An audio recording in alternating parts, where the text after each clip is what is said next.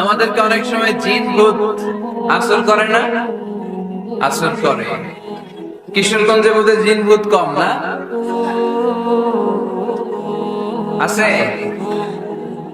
জিন ভূত যাদেরকে ডিস্টার্ব করে তারা বেশি বেশি আয়াতুল কুরসি পড়বেন। আল্লাহ রাসূল সাল্লাল্লাহু আলাইহি ওয়াসাল্লাম বলেছেন সূরাতুল ইখলাস, সূরাতুল ফালাক, সূরাতুন নাস, এই তিনটা পড়ে ফিস সাবাহি ওয়াল মাসা, সকাল সন্ধ্যা, ওয়া ইনদামা ইয়াযহাব ইলা ফিরাশি, আর যখন বিছানায় তিনি ঘুমাতে যেতেন এই তিন কুল পড়ে আল্লাহ রাসূল সাল্লাল্লাহু আলাইহি ওয়াসাল্লাম হাতে ফু দিতেন। আর এই ফু দেয়া হাতটা মাথা থেকে মুছতে মুছতে পা পর্যন্ত মুছতেন। It's a protection from a lord, এটা আমাদের রবের পক্ষ থেকে একটা প্রোটেকশন। সুবহানাল্লাহ পড়েন। We should take this protection every day at morning and evening. শয়তানের ওয়াসওয়াসা থেকে, জিন ভূতের আসর থেকে বাঁচার জন্য এই প্রোটেকশন আমাদের নেওয়া দরকার। আমাদের আদরের কচি কাঁচা সোনামণিরা যারা আছে তাদেরকেও, বাচ্চাদেরকেও জিন ভূত ডিস্টার্ব করে কি করে না? করে। আমরা তাদেরকে এগুলো শিখাই দিব। এগুলোকে বলে রুকিয়া আল ইসলামিয়া, ইসলামী রুকিয়া। এই ঝাড়ফুঁক করা সুন্নাহ। আল্লাহ রাসূল সাল্লাল্লাহু আলাইহি ওয়াসাল্লাম নিজেও ঝাড়ফুঁক করতেন।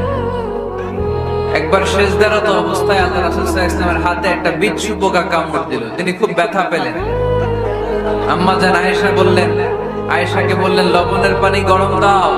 আল্লাহ রাসূল সাল্লাল্লাহু আলাইহি ওয়াসাল্লাম কোরআনের আয়াত পড়ে ফু দিলেন, লবণের পানি ঢালা শেষ, ফু দেওয়া শেষ, আঙ্গুলের ব্যথাও শেষ। এইভাবে নিমিষেই আমরা সুস্থ হয়ে যেতে পারি।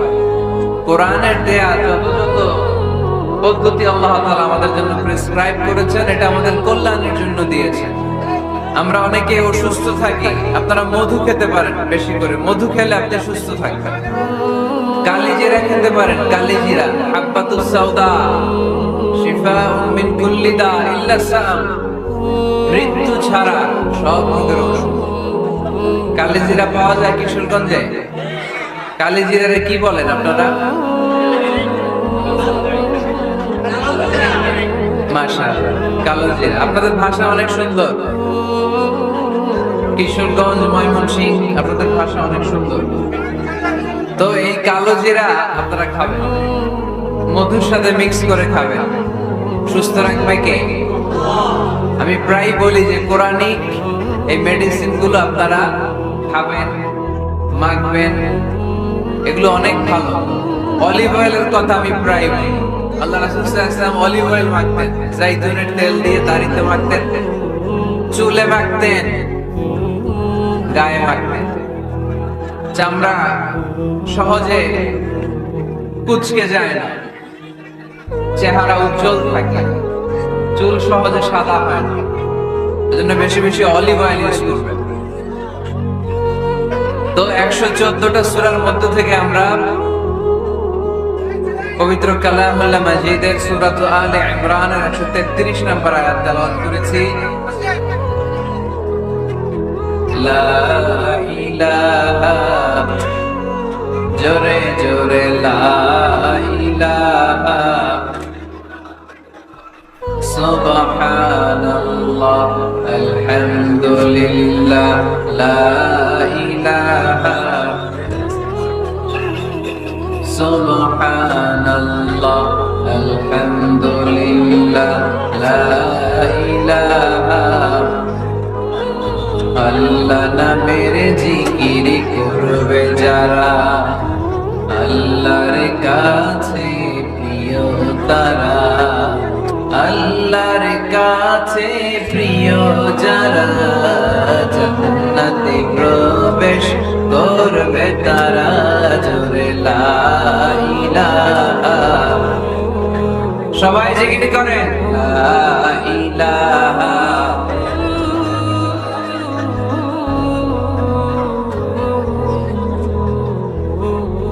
লা ইলাহা, লা ইলাহা,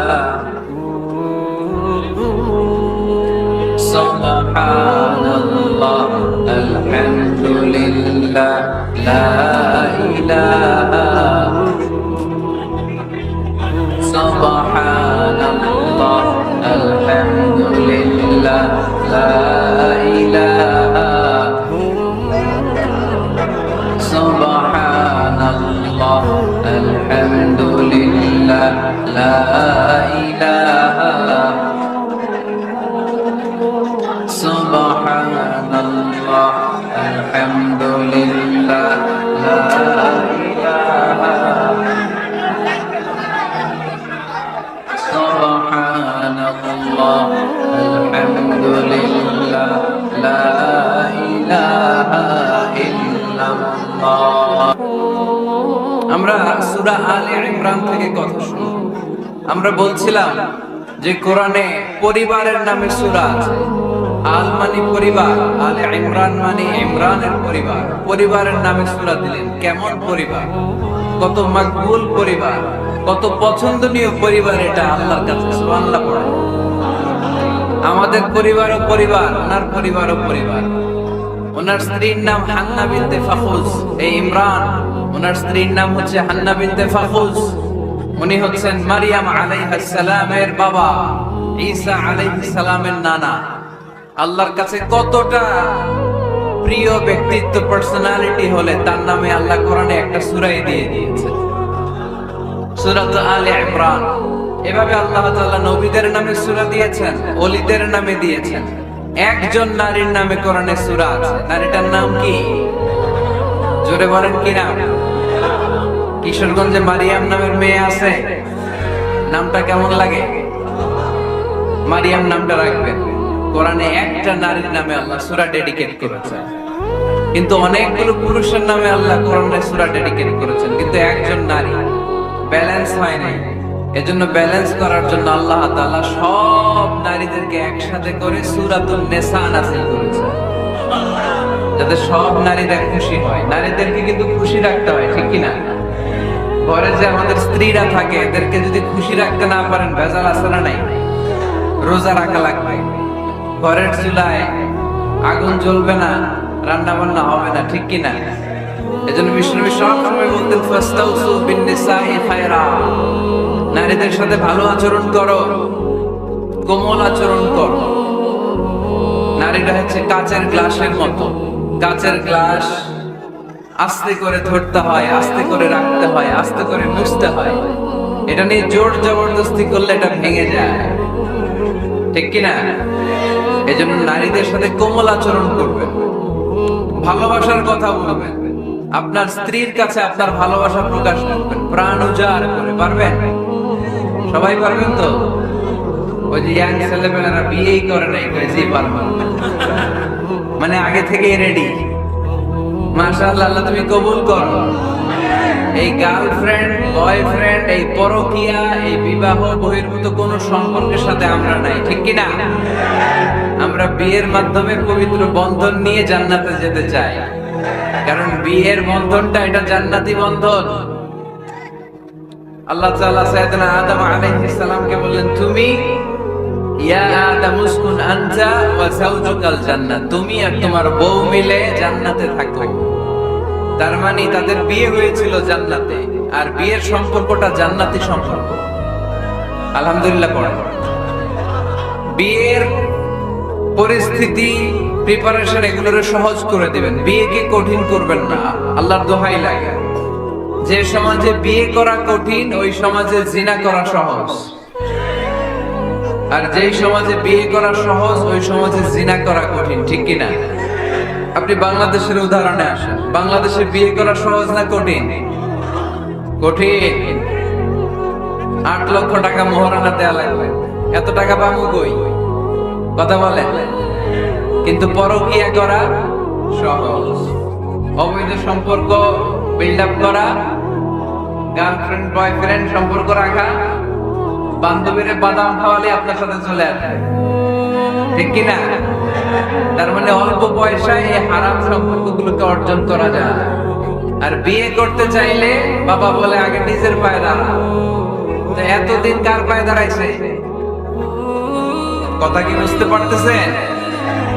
এজন্য কিশোরগঞ্জের ছেলের বাপ, মেয়ের বাপ যারা আসছেন, বিয়েটারে সহজ করে দেন, সহজ করে দেন।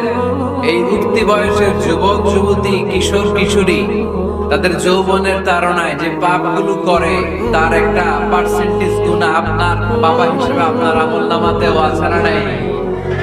এজন্য খবরদার, বিয়েটারে সহজ করে দিবেন, পরিবার গঠন করবেন। বিয়ের চাইতে ভালো কাজ পৃথিবীতে হতে পারে না। বিয়ে করলে রিজিক খুলে যায়, কপাল খুলে যায়। ওয়াদাটা কার? চিল্লায় বলেন কার? কাজী নজরুল ইসলাম অল্প বয়সে বিয়ে করেছেন। আমাদের স্বাধীনতার স্থপতি এদেশের মহান নেতা বঙ্গবন্ধু শেখ মুজিবুর রহমান অল্প বয়সে বিয়ে করেছেন। মহাত্মা গান্ধী অল্প বয়সে, সব বড় বড় নেতারা অল্প বয়সে বিয়ে করেছেন। কিন্তু তারা যে সফল হয়েছে, কোনো সমস্যা হয়েছে? কথা কয় না। আমাদের স্বাধীনতার স্থপতি বঙ্গবন্ধু শেখ মুজিবুর রহমান, উনি সফল না ব্যর্থ? চিল্লায় বলে সফল। তো উনি যে কম বয়সে বিয়ে করে সফল হয়েছে, এই বিয়ে ওনার কোনো বাধা দিছে? কথা বলে। ঝামেলাটা হইলো ওনারা কম বয়সে বিয়ে করে সফল হয়েছে, আর আমরা সফল হয়ে তারপরে বিয়ের পিড়িতে বসতে চাই। ঠিক কিনা? সফলতার কোনো শর্টকাট নাই। বিয়ে করেন, সফল বানাই দিবে কে? এজন্য বিয়ে করতে রাজি আছেন তো সবাই? সবাই রাজি? যারা একটা করছেন তারাও হাত তুলছেন। আজকে খবর আছে বাড়িতে গেলে। আল্লাহ তুমি কবুল করো। কিশোরগঞ্জের যে যুবক ভাইরা আজকের মাহফিলে এসে মাহফিলটাকে সার্থক করলো, তাদেরকে তুমি সাইয়েদনা ওমরে ফারুকের মতো ঈমানি তেজ দাও। ইসলামকে বিজয়ী শক্তি হিসেবে দেখার জন্য যত স্যাক্রিফাইস নাজরানা পেশ করা দরকার সব পেশ করার তৌফিক দাও। তো কোরআনে মানুষের নামে সূরা আছে, প্রাণীর নামে আছে। যেমন প্রাণীর নামে আপনারা বলছিলেন সূরা বাকারা। বাকারা মানে কি? গাভী। মৌমাছির নামে আছে সূরাতুন নাহাল। তারপর মাকড়সার নামে আছে সূরাতুল আনকাবুত। পিঁপড়ার নামে আছে সূরাতুল আন-নামল। জিন জাতির নামে আছে সূরাতুল, মুনাফিকদের নামে আছে সূরাতুল, মুমিনদের নামে আছে সূরাতুল। সুবহানাল্লাহ পড়বেন না? তার এই ধারাবাহিকতায় এই সূরাটির নাম সূরাতুল আলে ইমরান। ইমরানের পরিবারের নামে সূরা। আলহামদুলিল্লাহ। আমি যে আয়াত তেলাওয়াত করেছি, এই আয়াতে আল্লাহ তাআলা আমাদেরকে পথ দেখিয়েছেন। আমাদেরকে পথ দেখায় কে? আমি যদি কোনদিন পথ ভুলে যাই, হাত ছানি দিয়ে কাছে নিও, মমতার বন্ধনে আমায় বেঁধে সব ভুল ক্ষমা করে দিও। আমি যদি কোনদিন পথে ভুলে যাই, হাত ছানি দিয়ে কাছে নিও, মমতার বন্ধনে আমায় বেঁধে সব ভুল ক্ষমা করে দিও। পড়েন আমিন। আমরা সিরাতুল মুস্তাকিমের পথে চলতে চাই কি চাই না? এজন্য আমরা প্রতিদিন বলি ইহদিনাস সিরাতাল মুস্তাকিম। সবাই পড়েন ইহদিনাস সিরাতাল মুস্তাকিম। ও আল্লাহ, show us the right path, show us the correct path। তো আল্লাহ তাআলা এই সূরার 133 নম্বর আয়াতে আমাদেরকে পথ দেখিয়েছেন। পথ দুইটা, জোরে বলতে হবে কয়টা? একটা গিয়েছে ডান দিকে আর একটা গিয়েছে, আওয়াজ করে বলেন, একটা গিয়েছে আর একটা। Now the decision is yours. সিদ্ধান্ত আপনার। আপনি কোন পথের পথিক? আপনি কি ডানে যাবেন না বায়ে যাবেন? বুঝে শুনে সিদ্ধান্ত নিতে হবে। কোন দিকে যাব? ডানে আছে ক্ষমার জান্নাত, ডানে কি আছে? আর বায়ে আছে আল্লাহর রাগ, ক্রোধ আর জাহান্নাম। সো সিদ্ধান্ত আপনাকে নিতে হবে, আপনি কোন দিকে যাবেন। মনে থাকবে কোন দিকে। এজন্য রব্বুল আলামিন বলেন, ওয়াসারিউ ইলা মাগফিরাতিন মির রাব্বিকুম ওয়া জান্নাতিন আরদুহাস সামাওয়াতু ওয়াল আরদু উইদ্দাত লিল মুত্তাকিন। সুবহানাল্লাহ পড়েন। ওয়াসারিউ ইলা মাগফিরাতিন মির রাব্বিকুম। ছোট, ধাবিত হও, প্রতিযোগিতা করো রব্বে কারীমের দরবারে ক্ষমা প্রাপ্তদের খাতায় নাম তুলো, ক্ষমার জন্য প্রতিযোগিতা কর, আর জান্নাত লাভের প্রতিযোগিতা কর। আদেশটা কার? আমরাও ছুটি, আমরাও প্রতিযোগিতা করি, দুনিয়া কামনার প্রতিযোগিতা, ঠিক কিনা? কেমন করে পৃথিবীতে ভালো থাকা যায়, কেমন করে অন্যের মেরে নিজের জায়গা জমি বাড়ানো যায়, কেমন করে দুর্বলের উপর অত্যাচার করে সমাজে সবল হওয়া যায়, কেমন করে প্রতিযোগিতার লড়াইয়ে ক্ষমতার দাপট দেখানো যায়, এগুলোর প্রতিযোগিতা। কেমন করে পেঁয়াজের দাম বাড়িয়ে দিয়ে খেটে খাওয়া মেহনতি মানুষের কষ্ট বাড়ানো যায়, কেমন করে দেশের সাধারণ জনগণের মধ্যে গুজব ছড়িয়ে দেওয়া যায়, এগুলোর প্রতিযোগিতা, যাতে মানুষের কষ্ট হয়, যাতে আল্লাহ লানত তার উপর আসে। কিন্তু মুমিনরা কখনো এ ধরনের প্রতিযোগিতায় নামতে পারে? মুমিনরা যাবে ডানে না বায়ে? সবাই বলে ডানে আছে ক্ষমা আর জান্নাত। ডানে আছে কি? আর উত্তর দিতে হবে আমার প্রশ্নের, ডানে আছে কি? আর দুইটা জিনিস আছে, এক নম্বরে ক্ষমা, দুই নম্বরে আওয়াজ করে বলেন, এক নম্বরে, দুই নম্বরে।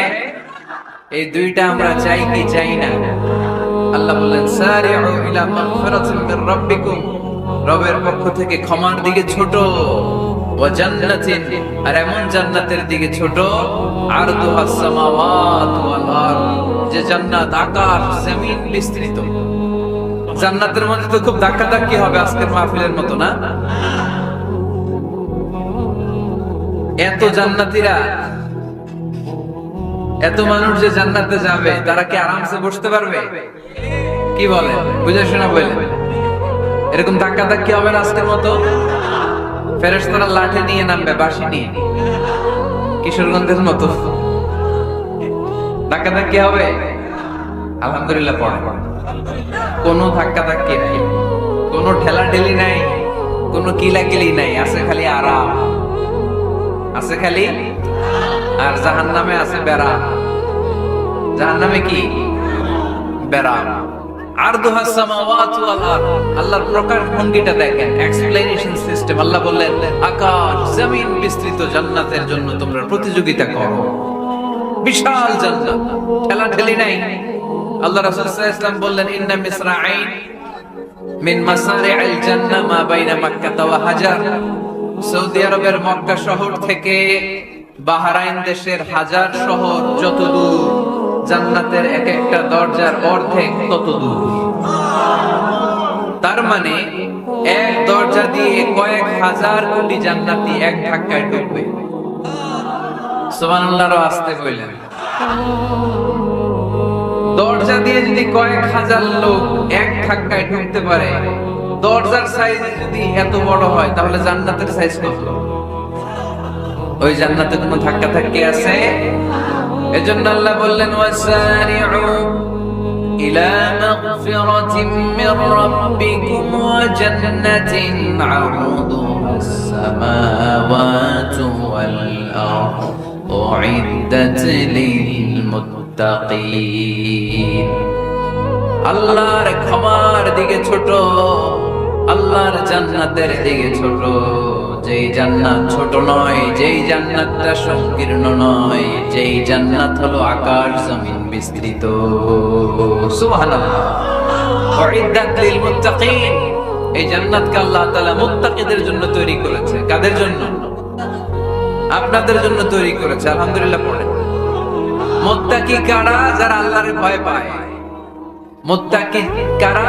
যারা আল্লাহকে না দেখে ভয় পায়, তাদেরকে কি বলে? মুত্তাকি। আল্লাহর দেখছেন কখনো? লা তুদরিকুহুল আবসার, পৃথিবীর চামড়ার চক্ষু দিয়ে আমার রব আল্লাহ তাআলাকে দেখা যায় না, কিন্তু ওহুয়া ইউদরিকুল আবসার, তিনি সবাইরে দেখতে পায়। সুবহানাল্লাহ পড়ে। তিনি আমাদের দৃষ্টির অন্তরালে, কিন্তু আমরা তার দৃষ্টির অন্তরালে কশিন কালেও কখনো এক মুহূর্তের জন্য যেতে পারি না। মুত্তাকিনদের জন্য তিনি জান্নাতকে তৈরি করেছেন।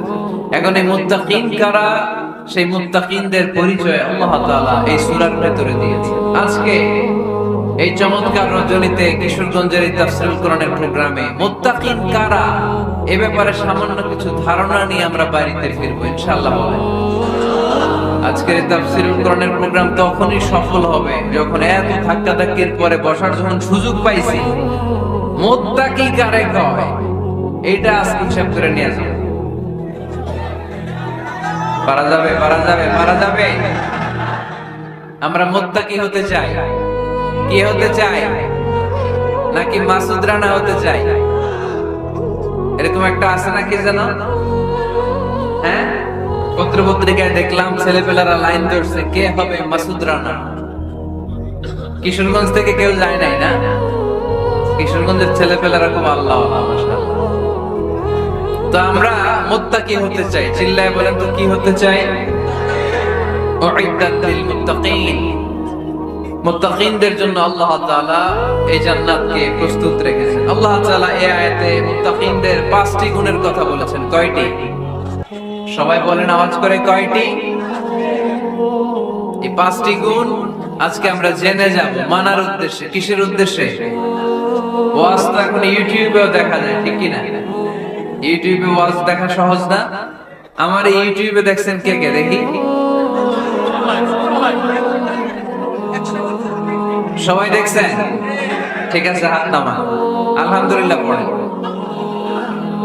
তো ইউটিউবেই তো ওয়াজ দেখা যায়, সরাসরি তাফসীরুল কোরআনের প্রোগ্রামে একটা আলাদা স্পিরিট নিয়ে আসতে হবে, যে মনোযোগ দিয়ে আমি শুনবো, আমি ধারণ করব, কথাগুলো রিসিভ করব, কান দুটো খরগোশের কানের মতো খাড়া করে শুনবো, যাতে বাড়িতে কিছু নিয়ে যেতে পারে।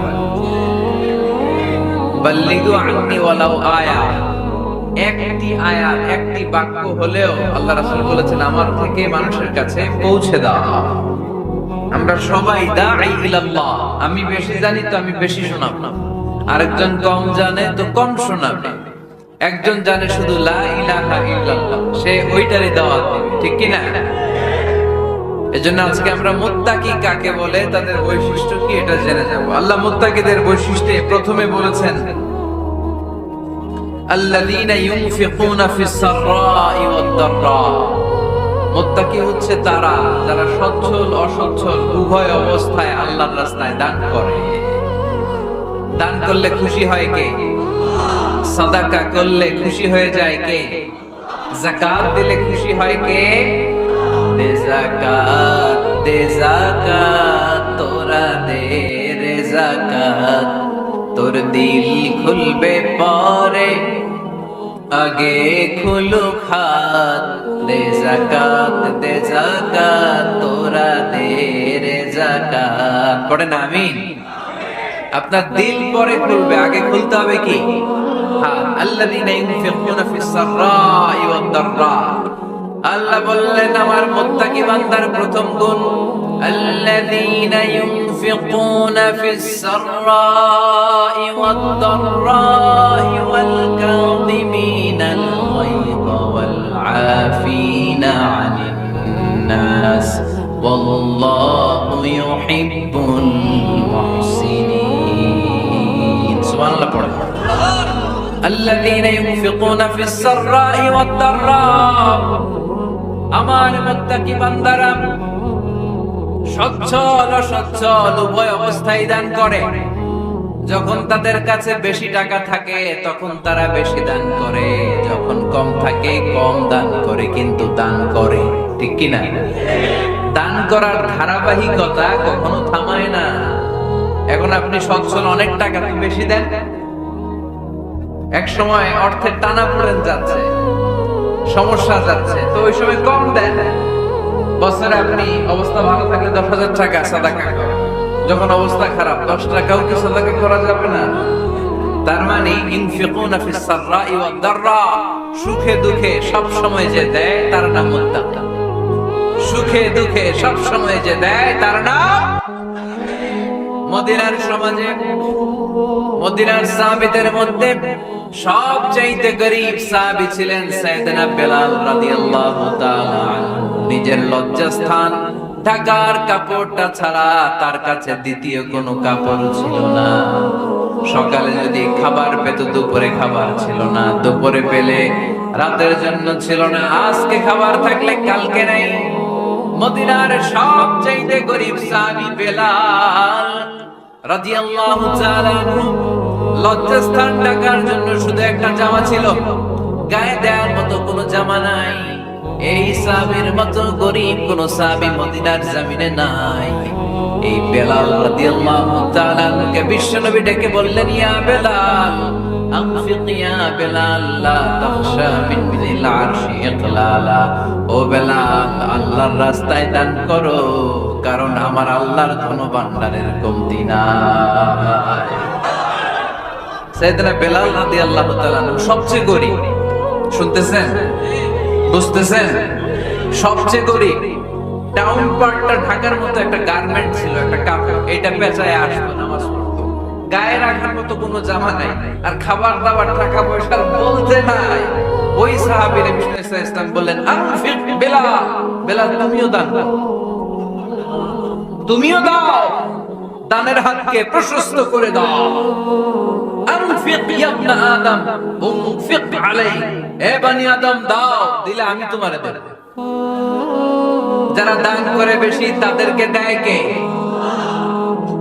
দিলেই আসবে, না দিলে আসে না। আপনি দেন, দেখবেন আসতে শুরু করছে, এটাই সিস্টেম। দিলে কমে না, না দিলে কমে। সুবহানাল্লাহ পড়ে। উদাহরণ হিসেবে বোঝেন, আপনার হাতে 5 কেজি ওজনের একটা জিনিস দেয়া হলো, আপনি এটারে ধরে রাখছেন, এটারে ধরে রাখলে আর কিছু নিতে পারবেন? এটারে দিয়ে দিলেই না আরেকটা ধরতে পারবেন, ঠিক কি না? 5 কেজির এটা হুজুরে দিয়ে দিলাম, এরপরে কেউ আমার 20 কেজি দিলে ওইটা ধরবো, ওইটা আমার আরেকজনকে দিব, এরপরে আরেকজন 30 কেজি দিলে ওইটারে ধরবো। কথা বলেন, কথা বলেন, কথা বলেন। এজন্য আল্লাহ বললেন, ইনফিকুনা ফিস সাররাই ওয়াদ দাররা। আমার মুত্তাকি বান্দার প্রথম গুণ, তারা সুখে দুঃখে সব সময় দান করে, দানের ধারাবাহিকতা সব সময় অব্যাহত রাখে। যারা সুখে দুঃখে সচ্ছল অসচ্ছল সব অবস্থায় দান করে, তাদের নাম হলো মুত্তাকি। মুত্তাকিদের প্রথম বৈশিষ্ট্য দান করে। আপনারা দান করেন তো? কিশোরগঞ্জের ভাইরা সবাই করেন, করেন তো? Take it as a reminder. আজকের এই আলোচনাটা একটা রিমাইন্ডার হিসেবে নেন, যাদের দান করতে একটু সমস্যা, মনে থাকে না, অলসতা বা একটু কিপটামির মনোভাব আছে, এই কিপটামি কৃপণতা ভুলে যান, দেন, দেন না একটু, আপনারা দিবে কে? বিশ্বাস হয়? দিলে বাড়ে, দিলে, না দিলে কমে, কারণ আপনি দিলে আপনারে দিবে কে? তবে গোপন অবস্থায় দেওয়াটা উত্তম।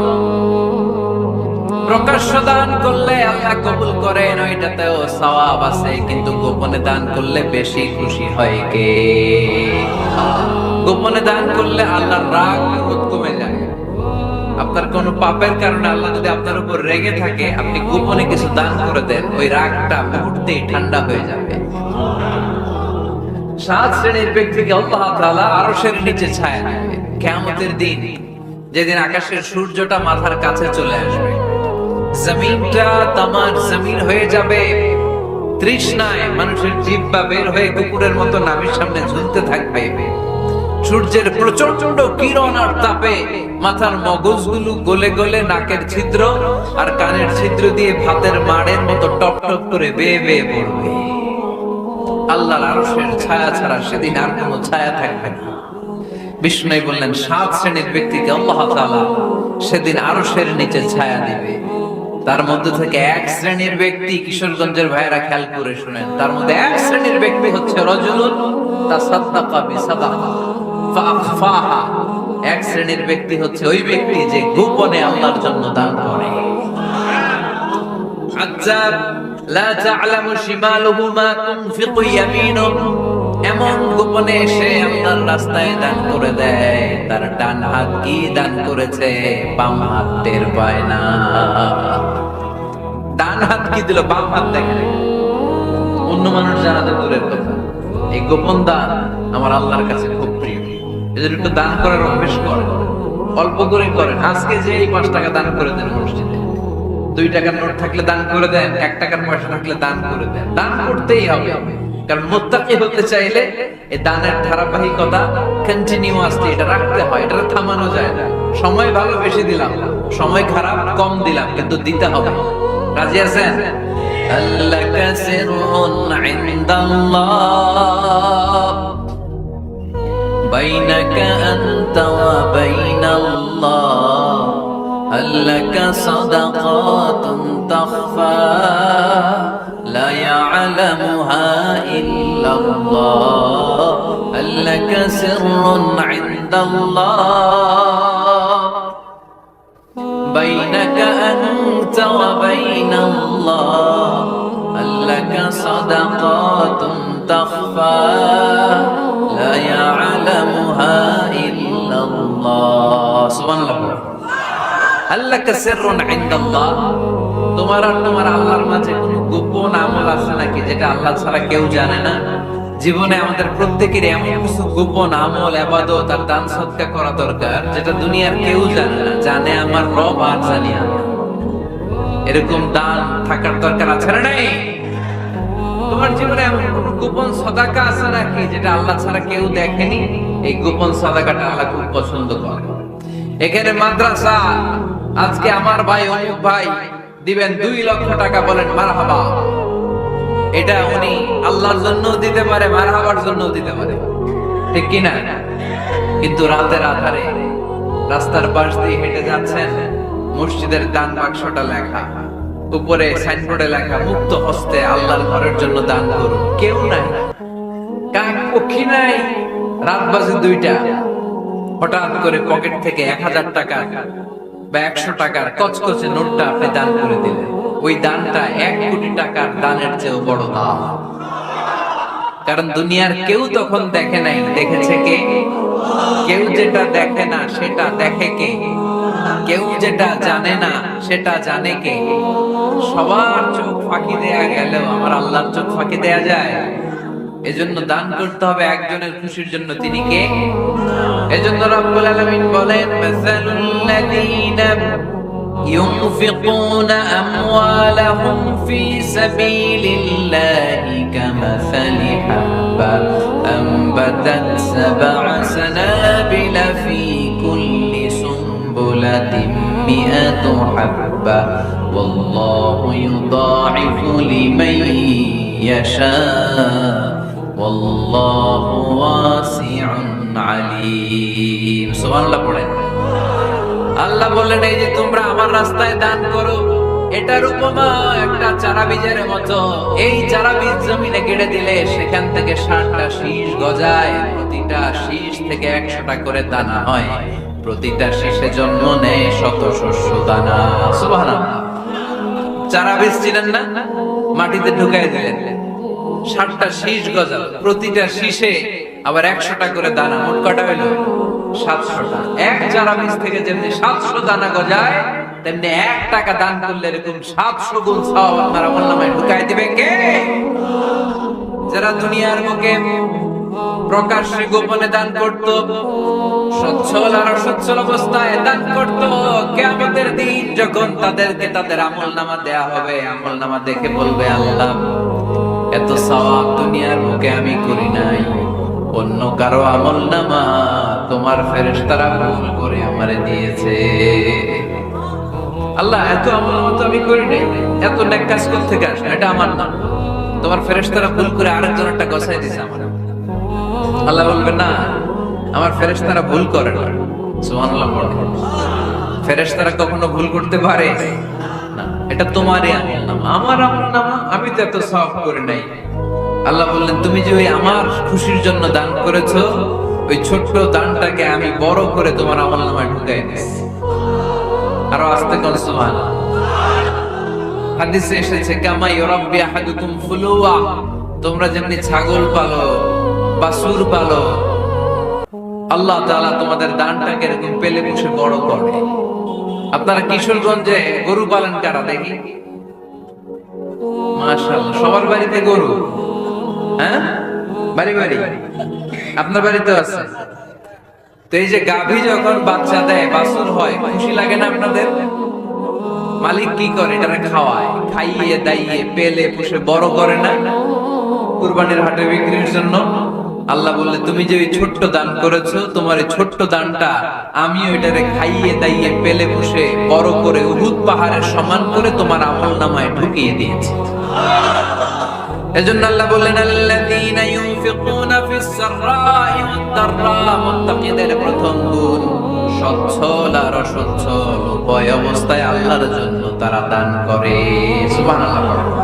তাহলে মুত্তাকিদের প্রথম গুণ তারা কি করে? জোরে বলেন, সবাই বলেন, আবার বলেন। আপনাদের কষ্ট হচ্ছে? দোয়া করে ফেলি আমরা তো। গলার আওয়াজ এত অল্প কেন? আওয়াজ করে উত্তর দেওয়া যাবে? চিল্লায় পড়েন আল্লাহু আকবার। এভাবে উত্তর দিবেন, এভাবে আওয়াজ করে উত্তর দিলে আমি বুঝবো আমার কথা শুনতেছেন, বুঝতেছেন।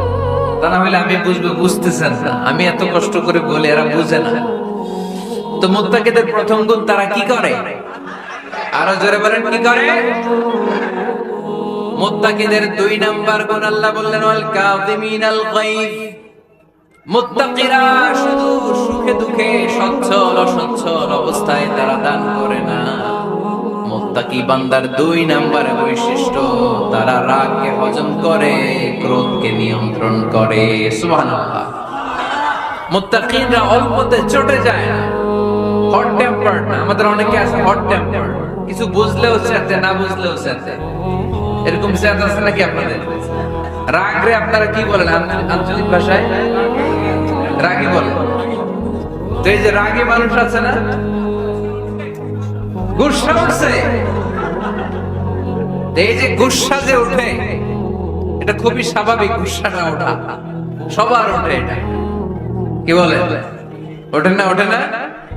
আপনাদের মধ্যে থেকে গুসা বেশি উঠে কার দেখি? আছে তো, রোগী আছে তো অনেক।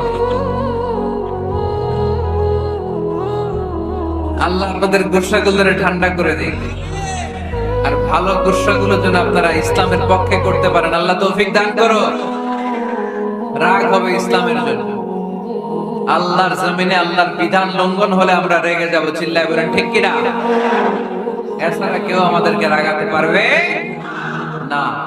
ওয়াল কাযিমিনাল গায়ব, মুত্তাকিন বান্দারা রাগকে হজম করে। রাগ হওয়াটা খুব স্বাভাবিক, এটা ন্যাচারাল, এটা কি প্রাকৃতিক। আমাদের দেহে এক ধরনের হরমোন আছে, এটার নাম হচ্ছে অ্যাড্রেনালিন বলে এটাকে, অ্যাড্রেনালিন হরমোন।